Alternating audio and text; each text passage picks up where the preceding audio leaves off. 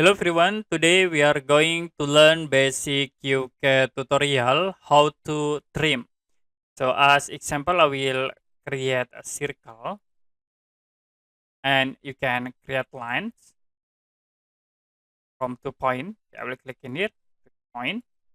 Next, if you want to use trim tools, you can go to modify tools, click at this icon, and then we can use auto trim, click here.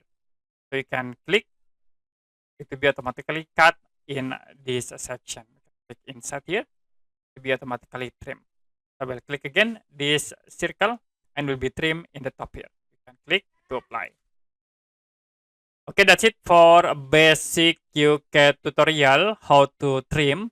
If you have any question about tutorial, you can comment below this video.